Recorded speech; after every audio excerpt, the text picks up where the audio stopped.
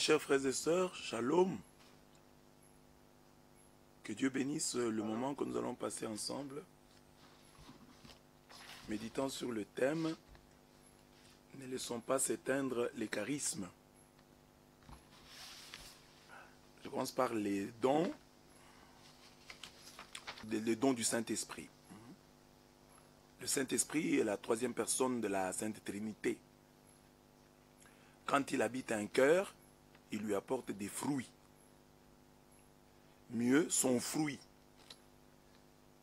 Parce que Galates 5, 22 ne parle pas des fruits au pluriel, mais du fruit de l'esprit, qui est amour, joie, paix, patience, bonté, bienveillance, fidélité, douceur, tempérance. Donc c'est un fruit aux 9 goûts.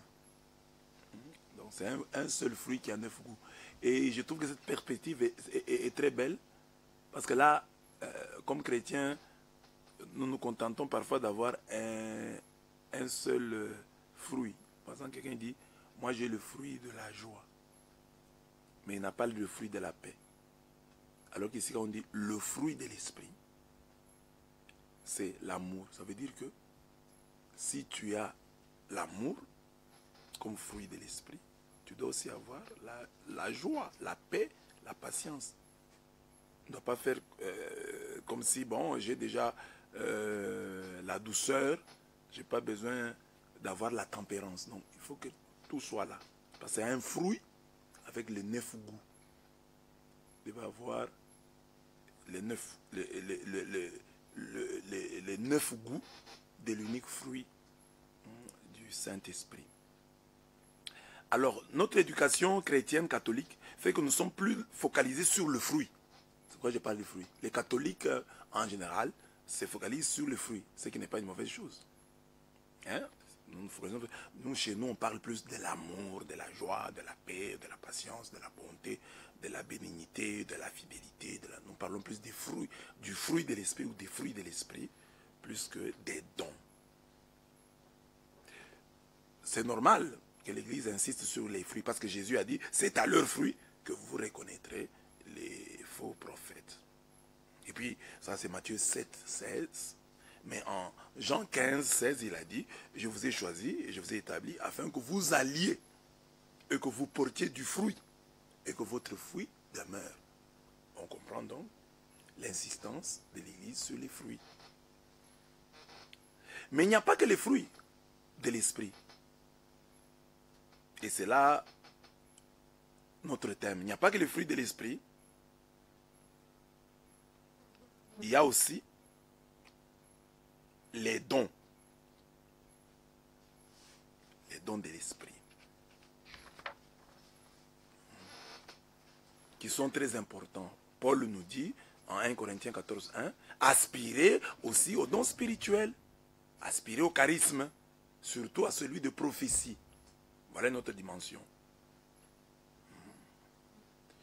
Ça c'est 1 Corinthiens 14, 1. Et il y a 1 Corinthiens 1, 6 à 7, on dit, le témoignage du Christ ayant été solidement établi parmi vous, de sorte qu'il ne vous manque aucun don. Qu'il ne vous manque aucun don. Donc une assemblée de prière ne doit manquer aucun don. Qu'il ne vous manque aucun don dans l'attente où vous êtes de la manifestation de notre Seigneur Jésus-Christ. Donc alors que nous attendons la parousie, la seconde venue de Jésus-Christ, l'Église ne doit manquer aucun don. Donc les dons de l'Esprit doivent être là. En même temps que nous avons besoin du fruit de l'Esprit avec ses 9 saveurs, ses 9 goûts, nous avons aussi besoin des dons, des charismes. Aspirer aux dons spirituels, aspirer au charisme. Surtout à celui de prophétie. Et puis, le témoignage du Christ ayant été solidement établi parmi vous, de sorte qu'il ne vous manque aucun don dans l'attente où vous êtes de la manifestation de notre Seigneur Jésus-Christ. Qu'il ne vous manque aucun don. Donc une assemblée de prière ne doit manquer aucun don. Alors les dons et les manifestations de l'Esprit dans l'Ancien Testament. Bon, là je passe vite. Je vous donne seulement quelques exemples. L'exemple des dimanches à la messe. Nous avons suivi les cas d'Eldad et Médad qui ont reçu l'esprit de Dieu que Dieu avait donné à Moïse.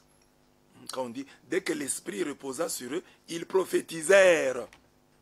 Mais ils ne continuèrent pas. Hein? Le terme prophétisé ici pour être traduit par ils entrèrent en transe, en délire. C'est ça. Comme Saül. Ça c'est Nombre 11, 25. Donc, dans l'Ancien Testament, une des manifestations du Saint-Esprit, c'était la transe. La transe. Et cette transe, on pouvait la trouver, comme ici chez Eldad et Médad, une transe qu'on peut considérer comme positive, mais il y a des transes qu'on a considérées comme négatives. Par exemple, la transe du roi Saül, puni par Dieu parce qu'il poursuivait David, il voulait faire du mal à David et au prophète Samuel. On dit, l'esprit de Yahweh est tombé sur lui, a fondu sur lui, il est entré en délire et il a même enlevé ses habits. Ça c'est le roi Saül. Le roi Saül, quand il voulait faire du mal à David.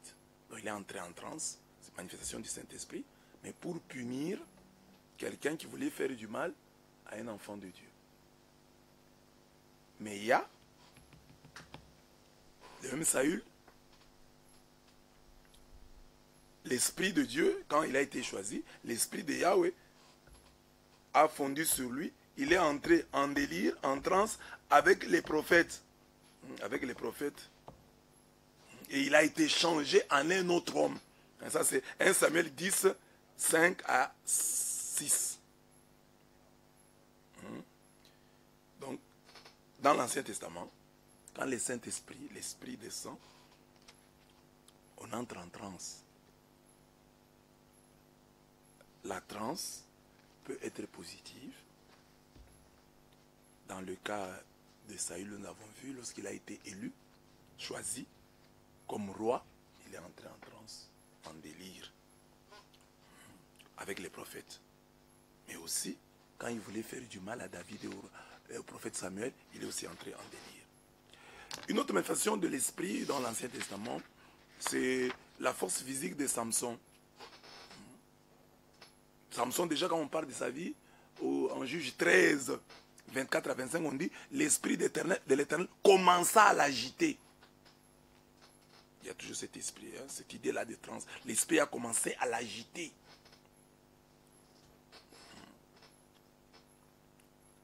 Et cet esprit s'est manifesté chez lui sous la forme de la force physique. L'esprit de l'Éternel saisit Samson et sans avoir rien à la main, Samson déchira le lion comme on déchire un chevreau. L'esprit de l'Éternel a saisi Samson. L'esprit de l'Éternel, ça c'est Juge 14, 6. Mais Juge 14, 19, on dit, l'esprit de l'Éternel le saisit et il descendit à Ascalon, il y tua 30 hommes. Pourquoi j'ai dit ça? Parce que c'est important, dans nos assemblées parfois, nous sommes déjà, comme catholiques, un peu opposés là aux trans. Quand quelqu'un tremble à l'église, à la prière, on le trouve déjà suspect. On le trouve déjà suspect. Pourquoi ça? Et j'ai rencontré beaucoup de catholiques qui, lorsque dans une prière, par exemple, ils ont un début de transe, ils font tout pour freiner, pour éteindre. Donc le don, ce n'est pas seulement le don.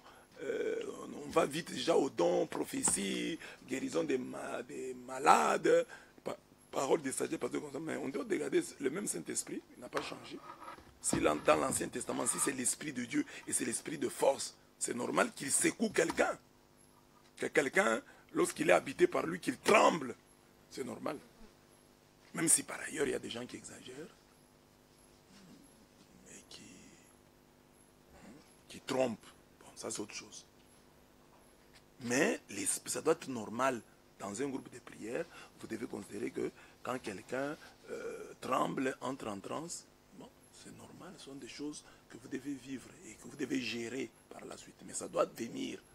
S'il y en a, bon, ne vous alarmez pas, outre mesure.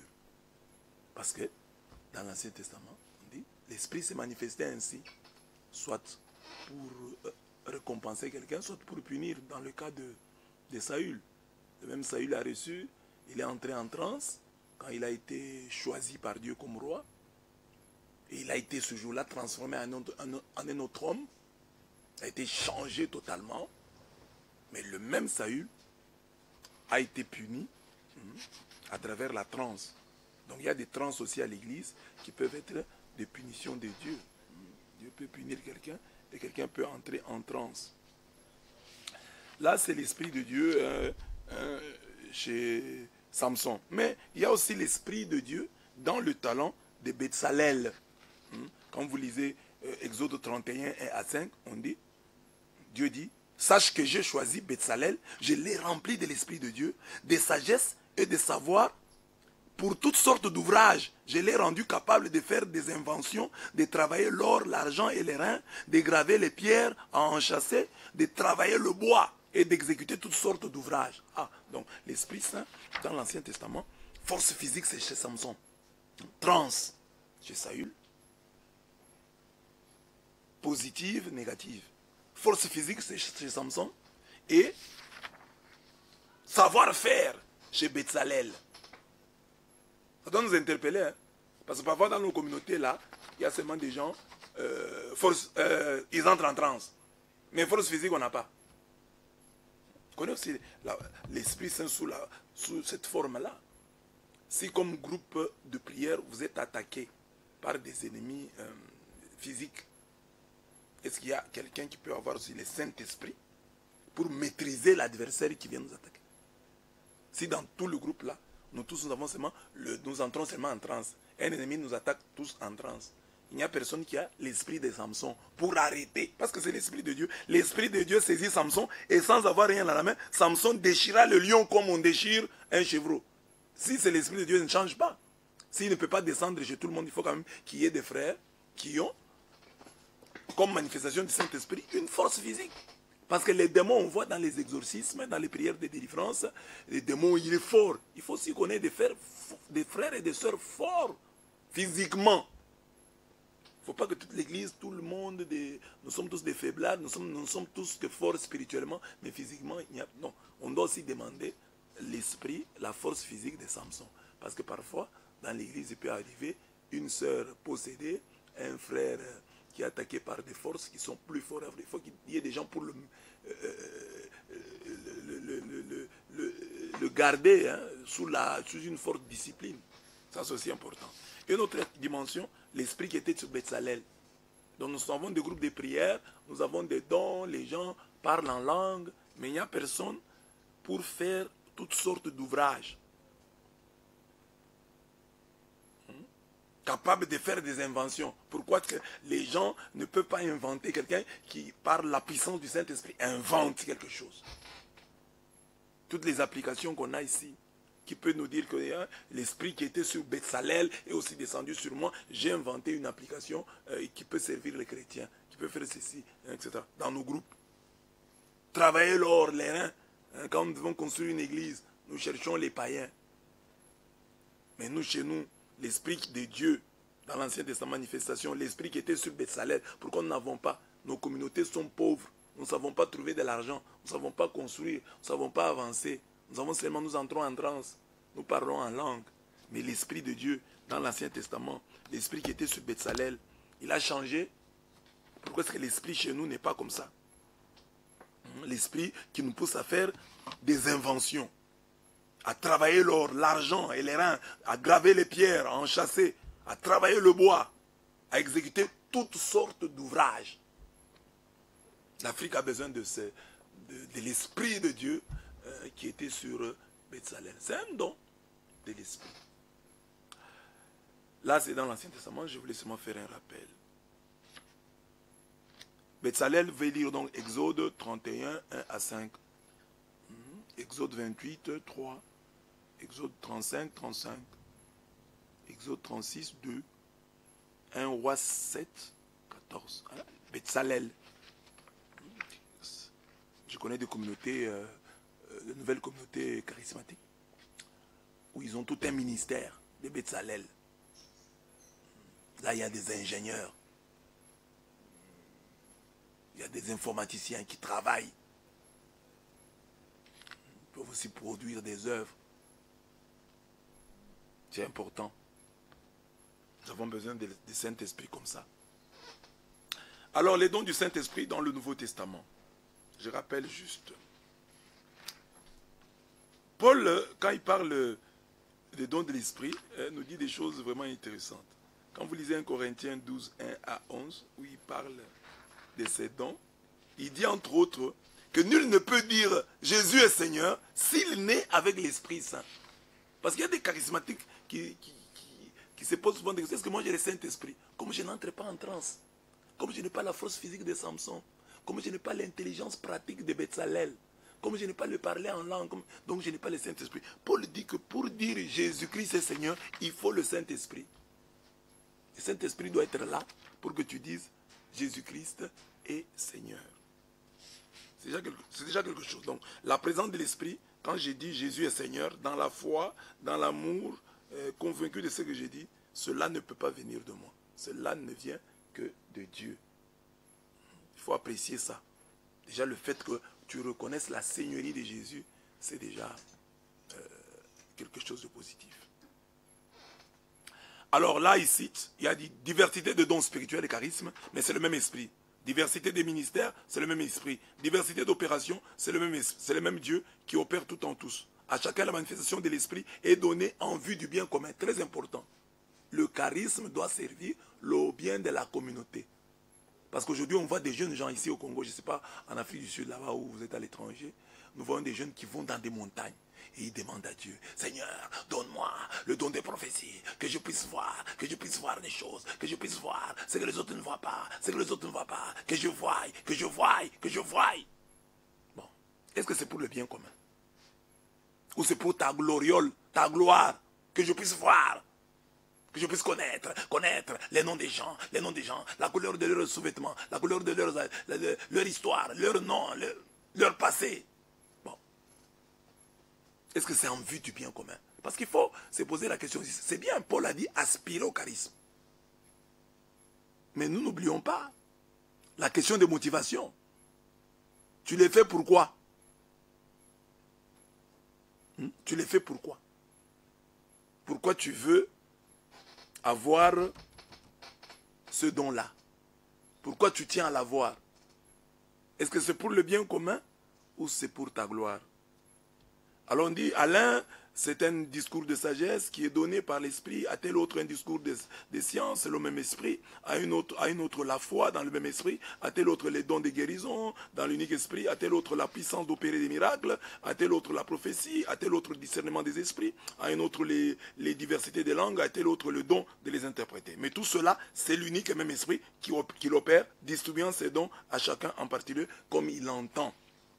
Voilà. Alors nous divisons ces charismes-là qui nous sont donnés en deux. Nous disons les dons de révélation et les dons de puissance. Ce sont, par exemple, dans les dons de révélation, on dit la parole de sagesse, c'est-à-dire un bon et judicieux conseil. Savoir donner des conseils bons et judicieux. La parole de connaissance, la vérité sur ce qui se passe maintenant. Sur ce que Dieu est en train de faire. Quand quelqu'un dit, dans l'assemblée, il y a quelqu'un que Dieu est en train de guérir, elle est proche de la prophétie. Mais elle dit ce qui se passe maintenant. La prophétie, la vérité sur hier, la vérité sur aujourd'hui et surtout sur demain. Les discernements des esprits, la vérité sur l'origine des choses. Est-ce que ça vient de Dieu? Ça vient du diable. La diversité des langues. Là, il y a la glossolalie et la xénoglossie. La glossolalie, c'est celle qui est courante. On parle des langues étrangères, les langues que les gens, les langues des anges. Mais la xénoglossie, par la langue des hommes. C'est ce qu'on a vu à la Pentecôte. À la Pentecôte, il y avait plus de xénoglossie que de glossolalie. Parce que les gens les entendaient. Mais nous, dans nos assemblées, quand nous entendons quelqu'un dire Achindebe, Rekede, Alabara, souvent, on ne comprend rien. C'est la glossolalie, la langue des anges. Mais ce n'est pas normal que dans une communauté, il n'y ait que glossolalie et qu'il n'y ait pas xénoglossie. Parce qu'à la Pentecôte, il y avait xénoglossie. Si après Paul parle de glossolalie, il dit, quand je parlais la langue des anges, la langue des hommes, langue des anges, glossolalie. Langue des hommes, xénoglossie, langues étrangères. Ils parleront des langues étrangères. Et l'interprétation des langues, ça ce sont des dons de révélation. Donc parole de sagesse, parole de connaissance, prophétie, discernement des esprits, diversité des langues, interprétation des langues.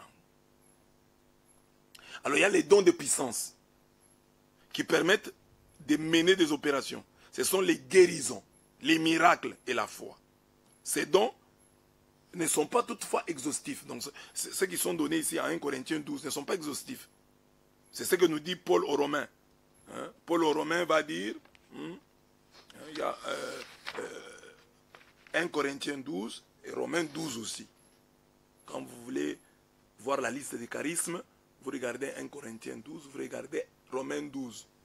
Ça vous permet de comprendre que les dons qui sont donnés, même dans la Bible, ne sont pas exhaustifs. Même ce que, à part ce que donne 1 Corinthiens 12 et Romains 12, il y a d'autres dons qui ne sont pas là.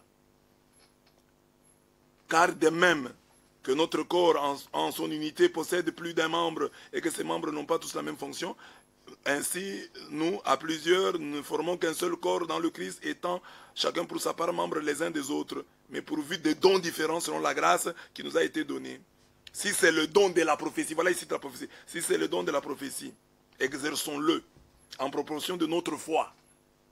Si c'est le service, ah bon, et après la prophétie, il cite le service. Donc il y a des gens qui ont le don de service. Par exemple, nos frères qui font, par exemple, le protocole. Quand quelqu'un fait le protocole, c'est aussi un don. On peut considérer comme un ministère, comme un don. Parfois, la frontière entre ministère et don, la frontière est poreuse. Ici, parce qu'on dit, c'est le service. Qu'il l'exerce en servant. Exerçons-le. Prophétie, c'est notre thème. Ne laissons pas s'éteindre les charismes. Donc, exerçons-les. C'est le service en servant, l'enseignement en enseignant. Ne laissons pas s'éteindre les charismes. Comment ça? Que le don de prophétie soit exercé, que les services soient rendus, que l'enseignement soit donné. L'exhortation en exhortant. Que celui qui donne le fasse sans calcul. Donc il y a aussi le don de donner. Alors vous êtes à l'église, vous êtes triste parce que quelqu'un entre en transe et parle en langue que vous ne faites pas. Contentez-vous de ce que Dieu vous a donné. Vous avez peut-être le don de donner. Il y a des gens, quand il y a une campagne, une manifestation, comme ce qu'on fait ici, ce direct, il y a des gens qui ont donné leur argent, qui mettent à la disposition de la communauté leurs appareils, leurs caméras. Ils ont le don de donner. C'est un don spirituel. C'est lui qui préside avec diligence. Donc il y a le don de présider. Il y a le don d'exercer la miséricorde. Voilà. Donc ça c'est Romains 12. Mais à part ces dons, on peut citer d'autres. Dans nos communautés, on voit par exemple les gens qui ont les dons de chanter. Il y a quelqu'un qui, non pas qu'il a une belle voix, mais quand il chante, vous entrez en prière. Vous priez mieux quand lui chante. C'est un don spirituel. Ce n'est pas seulement un don naturel. Et j'ai dit toujours, entre un don naturel et un don spirituel, bon, les frontières sont poreuses. Parce qu'il y a des gens qui ont reçu des dons naturels, mais qui, à la longue, deviennent des dons spirituels. Mais ça, c'est notre thème. Donc, le don des larmes. Il y a des gens dans nos assemblées, quelqu'un qui a la facilité à pleurer. Quand il prie, il pleure. Quand il prêche, il pleure. Et ça emballe tout le monde. Et les gens sont touchés. Ça aussi, c'est vrai. Ça peut arriver. Voilà, là, ce sont les charismes. Je crois que tout ça, vous avez déjà vu. Alors, mon thème, vraiment, c'est « Ne laissons pas s'éteindre les charismes ». J'ai fait le rappel sur les charismes, donner quelques précisions. Alors, j'ai dit, qu'est-ce qui éteint les charismes? Beaucoup de choses qu'on pourrait dire là-bas. Mais contentons-nous de dire celle-ci. La peur. Il y a des gens qui peuvent avoir un charisme, un don, mais ils l'éteignent par la peur. La peur du quand dira-t-on? On dira quoi? Ah, qu'est-ce que les gens vont penser? Comment les gens vont me trouver? Si tout d'un coup je commence à prophétiser, si d'un coup je commence à prier pour les malades, si tout d'un coup je... Non, comment les gens vont me trouver? La peur éteint les charismes. Alors vous qui avez peur d'exercer votre charisme, libérez-vous de votre peur, de votre peur. Jésus, la Bible dit, Jérémie 1, 17, si vous tremblez, je vous ferai trembler. Si vous avez peur, vous aurez davantage peur. La peur, donc, c'est un des éléments qui éteint, une des attitudes qui éteint les charismes, la peur. Il y a aussi la honte. Jésus dit, celui qui aura honte de moi et de mes paroles, moi aussi j'aurai honte de lui. Il y a des gens qui ont honte. Le charisme leur fait honte. Parce que moi je peux parler don d'enseignement, parce que moi je peux enseigner. Une parole de sagesse te vient, moi je ne peux rien dire. Une parole de connaissance t'arrive, non, je ne peux pas faire ça. Et si ça a raté, il y a la peur mêlée de honte. La honte mêlée de peur. Ça marche souvent ensemble. Nous n'avons pas seulement honte de témoigner, nous avons aussi peur de témoigner. La peur de témoigner marche souvent avec la peur de témoigner. La peur, la honte. Ça, c'est deux premiers éléments. Là, Luc 9, 26. Celui qui aura honte de moi, j'aurai honte de lui. N'ayez pas honte. L'acédie. L'acédie, c'est la paresse spirituelle. La paresse spirituelle éteint les charismes. Dieu vous a donné parole de connaissance, parole de sagesse, prophétie. C'est peut-être au début. Ça. Il faut que ça croisse. Mais ça croîtra comment? Par la prière. Je ne dis pas manque de prière, je dis acédie. Acédie, c'est le terme qu'on utilise pour désigner la paresse spirituelle. Et la paresse spirituelle, c'est pas seulement relative, elle n'est pas seulement relative à la prière. Quelqu'un qui est paresseux spirituellement peut prier, mais ne lit pas la Bible. C'est la paresse spirituelle, l'acédie, a plusieurs compartiments. Quelqu'un peut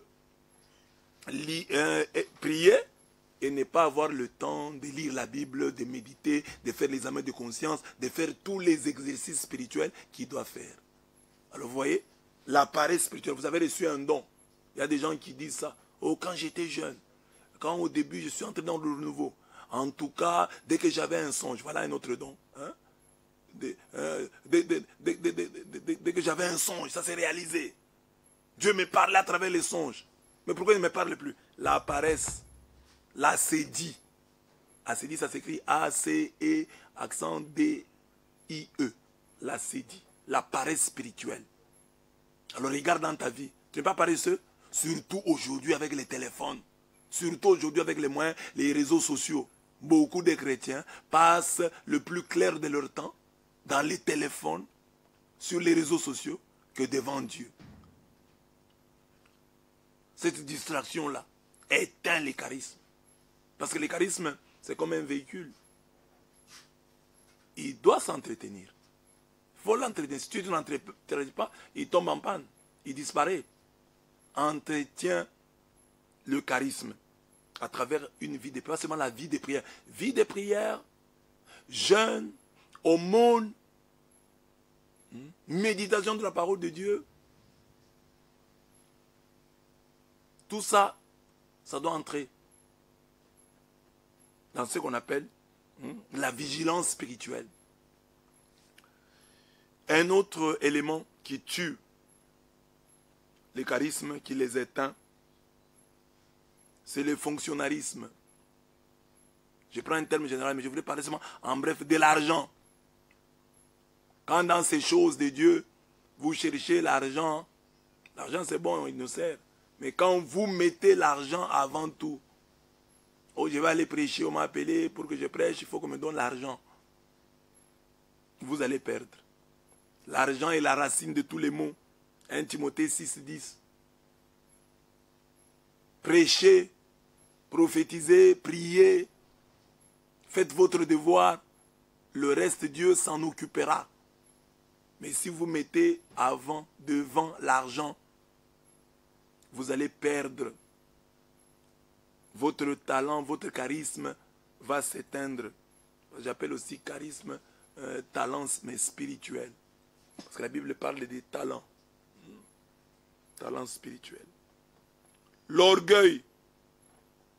L'orgueil peut éteindre un charisme. Dieu résiste aux orgueilleux.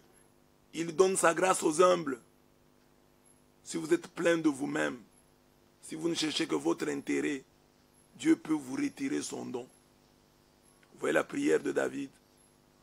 Ne me reprends pas ton Esprit Saint. Parce que Dieu peut reprendre son Esprit Saint. Dieu peut reprendre son charisme. Ce qu'il t'a donné. Parce que tu es orgueilleux. Comme il résiste aux orgueilleux, depuis que tu es devenu, tu chantes bien, tu pries bien, tu interprètes bien, tu parles bien en langue, tout le monde t'acclame, tu es devenu orgueilleux. Dieu peut retirer son charisme. Luttons contre l'orgueil. Luttons contre l'orgueil. L'orgueil tue les charismes. Apprenons de nos aînés qui avaient des dons de nos pères. Le Padre Pio, il avait des grands dons. Il guérissait les malades. Il avait les stigmates. Mais comme l'Église ne le comprenait pas, l'Église lui a interdit d'exercer son ministère. Et il a obéi pendant 10 ans.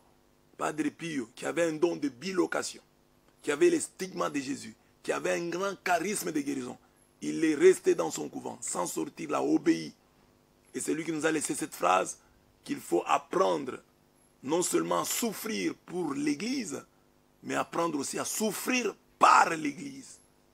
Combien de charismatiques sont aujourd'hui prêts, dès qu'ils ont un don, et que l'Église leur dit, attends d'abord qu'on discerne, ils vont attendre.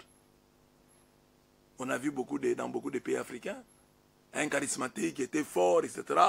Il a commis une erreur, on lui a dit, attends, tu es d'abord suspendu. Il a créé son église. L'orgueil. Mais Padre Pio, près de 10 ans, il n'a pas exercé. Il avait un charisme très puissant, mais il a obéi. Parce que quand ça vient de Dieu, tu ne vas pas forcer.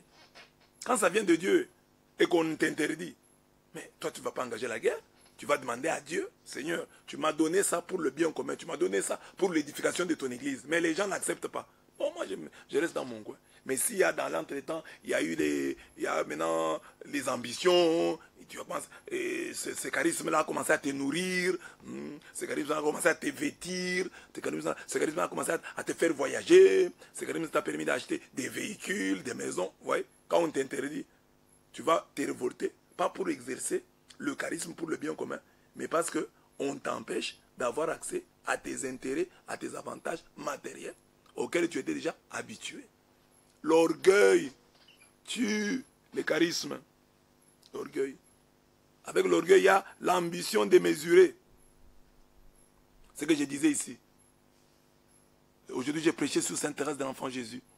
Et elle dit, moi je ne veux pas demander à Dieu les charismes, hein. Je ne vais pas demander à Dieu les miracles. Donc c'est elle, la sainte, qui n'a jamais fait de miracles, mais qui a été proclamée sainte, qui n'en voulait pas. Parfois nous, les charismes, c'est vrai, on dit il y a non des miracles. Mais se mettre devant Dieu et dire, Seigneur, donne-moi les dons des miracles. On doit quand même se gêner, non? Vous ne trouvez pas qu'on doit se gêner? Seigneur, donne-moi les dons de prophétie. Bon, c'est bien. Mais je crois que même si Dieu dit, même par respect, il y a des gens qui nous disent, tout ce dont tu as besoin, tu peux me demander. Mais quand on est bien éduqué, on se réserve. Moi, je crois que les charismes, on les éteint quand on les a ou on ne les a pas ou qu'on les cherche mal. Les charismes doivent être bien cherchés. C'est-à-dire que dans l'humilité, comme Moïse, il allait à la montagne prier Dieu. Et Dieu le gratifiait. Sans qu'il ne s'en rende compte. On dit, il descendait la montagne, son visage brillait. Lui ne le savait pas. C'est quand les gens le lui disaient, Moïse, mais tu brilles. C'est alors qu'il prenait conscience. Mais lui-même, quand il allait à la montagne, il n'allait pas dire Dieu, Seigneur, quand je vais descendre, que mon visage brille, que les gens me craignent, que les gens me craignent, que mon visage brille. Non, un peu de décence. Toi, sois en présence de Dieu, adore-le. Accomplis tes devoirs.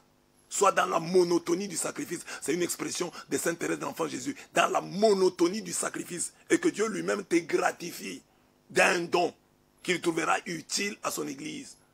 Donc dans l'aspiration même des charismes, commençons par le commencement. Prions bien. Prions bien, demandons bien. C'est vrai, Paul nous dit aspirer au charisme, mais il y a une manière d'aspirer qui est propre aux enfants de Dieu. N'aspirez pas au charisme comme des magiciens. Seigneur, si tu me donnes tard, comme ça je vais prouver aux gens, mon église sera remplie, notre groupe sera rempli. Pourquoi vous voulez remplir le groupe? Pour sauver les âmes ou c'est pour avoir beaucoup d'offrandes? C'est vraiment... Donc rentrons toujours dans les motivations profondes. Pourquoi nous cherchons ça? Pourquoi je cherche cette puissance? C'est vraiment pour que les gens se convertissent ou c'est pour ma petite gloire? Donc là, il faut vraiment s'interroger. Les ambitions démesurées. Nous voulons que notre groupe grandisse, qu'il y ait beaucoup de gens. Vous avez 20 membres, vous n'arrivez pas à les gérer. Et vous demandez à Dieu, nous voulons que notre groupe devienne grand. C'est pour Dieu ou c'est pour votre gloire? Peut-être en dessous, là, il y a un groupe à côté qui a plus de gens. Et c'est pour ça que vous dites, Seigneur, mais vous ne dites pas ça au Seigneur. Hein, mais le Seigneur voit, lui qui sonde les reins et les cœurs, il comprend que vous voulez être comme le groupe voisin. Vous voulez être comme telle église, vous voulez dépasser telle, mais ce n'est pas pour lui, c'est pour vous. C'est ça qui fait que même les certains charismes, nous ne les recevons pas. Parce que Dieu, si nous lui demandons un serpent, il ne va pas nous donner. Une pierre. Papa, donne-moi une pierre que je puisse manger. Non, il ne va pas te donner, il va te donner le pain. Alors, quand on cherche dans la recherche de charisme, allons chez Dieu, prier, allons l'adorer, allons le louer. Restons en sa présence. Allons l'écouter. Lui-même qu'il voit. Voyant les besoins de l'Église, qu'il nous accorde le don qui va servir. Le don qui va édifier la communauté. Ambition démesurée. Beaucoup de gens sont entrés dans le renouveau. Hein. Ils n'avaient pas l'intention de devenir berger. Hein. Mais quand il est venu, un jour il a bien modéré, un jour il a donné une parole de sagesse, il a bien fait les choses, il a bien prêché, et directement, les gens ont commencé à lui donner des idées. Non, tu peux être berger, hein? Tu peux être ceci, tu peux devenir ceci. Et il a commencé à avoir des ambitions, et jusqu'au moment où il s'est perdu. Moi j'ai prêché à Kinshasa, dans le même groupe de prière charismatique, 2 campagnes, et chaque fois que j'ai terminé la campagne, on me disait que le frère qui comptait l'argent a fui avec. À deux reprises dans le même groupe. Mais il était là. C'est un charismatique. Quand nous on fait la campagne là, lui attend la fin pour voler l'argent. Il a pris la quête. Un premier frère avait fait ça. La première campagne, la deuxième, un autre a fait. C'est charismatique. Le manque du sens de l'église, j'en ai un peu parlé. Le don c'est pour la communauté. Alors le manque du sens de l'église éteint le charisme. Quand vous n'avez pas le sens de l'église, vous voulez le charisme pourquoi? C'est pour la communauté ou c'est pour vous? Alors le sens de l'église, je vous en ai parlé en parlant du Padre Pio. L'église est au-dessus de moi. Il y a un théologien qui a dit ça. Et malheureusement, il a aussi quitté le sacerdoce. Léonard de Boff, quand il avait des problèmes avec l'église, sur sa théologie. C'est parmi les tenants de la théologie de libération. Alors il a dit, bon, ma théologie c'est comme ma femme, mais l'église c'est comme ma mère. Quand j'ai des problèmes à choisir entre ma mère et ma femme, en tout cas je vais choisir ma mère. L'église c'est notre mère. Les charismes, notre leadership, notre groupe là c'est femmes. Et l'église c'est notre mère. Quand il faut choisir, il faut avoir ce sens de l'église. J'ai fait ça pour l'église. C'est pour mon église. Si on m'interdit, moi je fais pour l'église qui est le corps du Christ. Si on m'interdit, je laisse. Parce que moi je faisais pour l'église. Ce n'est pas pour moi. Le sens de l'église va nous aider à garder, à ne pas éteindre nos charismes. Ça, le sens de l'église, c'est là je parle du sectarisme. Hein? Le défaut contraire au sens de l'église, c'est le sectarisme. Jésus dit, là où 2 ou 3 sont réunis en mon nom, je suis au milieu d'eux. Quand nous sommes réunis en son nom, ça le sens de l'église. Être réunis au nom de Jésus, pour ses intérêts, pour sa gloire, Jésus au milieu de nous. Alors maintenant, l'église où, l'assemblée où Jésus est là, tout change. Imaginez, dans votre assemblée là, vous vous chamaillez, vous ne vous entendez pas avec... Mais vous voyez Jésus vous apparaître, il est là. Mais vous allez saluer, il vous dit saluez votre frère, à qui vous ne parlez pas, vous allez le saluer. Alors le centre de l'église, Jésus est là dans l'église. Et c'est Jésus qui me parle à travers ce prêtre, à travers ce frère, à travers ce berger. Ça, tout change quand tu as ça, cette conception spirituelle de l'église. Mais quand tu n'as pas la conception spirituelle de l'église, tu vas penser que c'est une affaire de famille. C'est ainsi que vous voyez dans certains diocèses, on envoie un évêque, les gens refusent, mais pas de chez nous. Ils n'ont pas compris ce que c'est l'église, ils n'ont pas le sens de l'église. Ils croient que l'église c'est une association tribale, une association régionale, provinciale, raciale. Mais s'ils avaient une conception spirituelle de l'église, ils comprendraient que le pape que nous avons, c'est celui que Dieu nous a donné. L'évêque que nous avons, c'est celui que Dieu nous a... Le prêtre que nous avons, c'est celui que Dieu nous a donné. Pour le moment, dans ces mystères glorieux et douloureux, Dieu veut nous apprendre quelque chose. C'est ça un homme spirituel. Conception spirituelle de l'église. Je termine avec le dernier élément. La liste n'est pas exhaustive. L'impudicité. L'impudicité en ses différentes formes tue le charisme. Pourquoi? Surtout parce que nous avons une conception du péché, de ce péché contre le 6e commandement. C'est un péché qui est grave, on pêche contre son propre corps, mais c'est un péché comme un autre. Mais de par la formation que nous avons reçue, dès que quelqu'un a commis un péché contre le 6e commandement, il sèche les prières, il ne va pas prier. Il ne va pas se confesser. Parfois, on peut lui donner un travail à faire, il ne va pas le faire. Parce que, moi, avec ce que j'ai fait là, j'ai fait comment? Et ainsi, il va tuer sa vie spirituelle. Le diable sait utiliser l'impudicité pour tuer les charismes. Tu étais un frère bien, tu voulais bien servir Dieu, et tu es venu dans le groupe, tu avais le charisme, tu avais un tel charisme, tu avais tel don, etc. Tu avais le don, tu faisais des songes qui s'appliquent, qui s'est réalisé, etc. Mais maintenant, le diable a mis sur ton chemin une fille, a mis sur ton chemin un garçon, et il t'a séduit, et maintenant tu es tombé dans le péché du sexe, et étant tombé dedans, tu as honte de revenir à Dieu, tu as honte de prier, tu as peur de prier, et de fil en aiguille, comme tu ne pries plus, ta situation ne va qu'empirer. Tu vas aller de mal en pis, et puis après, tout sera fini. Il faut avoir la force de David pour rebondir après un péché contre le 6e commandement. Il faut avoir l'humilité, le cœur d'enfant qu'avait David pour rebondir. Mais très peu ne rebondissent pas. Le péché du sexe, c'est comme un cancrélat qui entre au fond d'une bouteille. Il y a un peu de sucré en bas là, au bas de la bouteille. Le cancrélat descend et prend les sucrés. Mais il n'a pas la force pour remonter. C'est ainsi que vous trouvez les cancrélats au fond des bouteilles. Ils sont descendus chercher les peu de sucre qu'il y avait, mais ils n'ont pas la force de remonter. Très peu de gens, quand ils sont descendus dans la bouteille de l'impudicité, ils n'ont plus de force pour remonter. Le même cancrélat, dans un bidon d'huile, il fait la même chose. Il entre dans le bidon d'huile, il prend de l'huile et il meurt de plaisir. Vous le trouvez dans le bidon d'huile, mort de plaisir. C'est ça le péché contre le sément. Il tue le charisme. Pas parce que c'est un péché, Paul dit que c'est le péché où l'homme pêche contre son propre corps. Mais il n'est pas aussi grave que l'orgueil. L'orgueil est grave. L'orgueil, c'est un péché des anges. C'est un péché très grave. Mais parfois, des gens sont orgueilleux et ne luttent pas. Mais les gens luttent contre le péché, contre ces commandements. Donc, ce sont des péchés. Mais dans notre imaginaire collectif d'éducation que nous avons reçu, dès que tu pêches contre ces commandements, tu es orgueilleux, tu peux encore te battre, tu peux encore travailler, tu peux encore prier. Mais dès que tu commets un péché contre ces commandements, le diable vient intervenir. Ça, c'est très grave. Avec ça, tu ne peux plus remonter. Tu es au fond de la bouteille. Tu ne peux plus t'en sortir. Tu es dans l'huile. Tu ne peux plus sortir.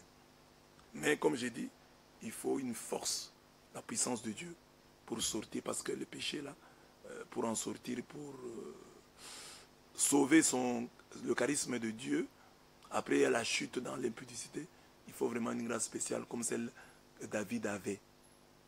Voilà mes bien chers frères, les quelques éléments que je voulais vous donner. On m'a dit qu'il y avait échange. Je réserve les autres choses pour l'échange. Comme il y a échange, voilà, si vous me posez des questions, je vous réponds. Voilà pour moi comment on peut laisser s'éteindre les charismes. Hein, j'insiste sur le fait que quand le charisme est là, le charisme c'est comme la foi, parce que la foi c'est aussi un charisme. Il faut l'exercer. Ça on ne nous a pas beaucoup appris, hein, c'est un élément, j'ajoute ça. On nous a pas beaucoup appris l'exercice de la foi.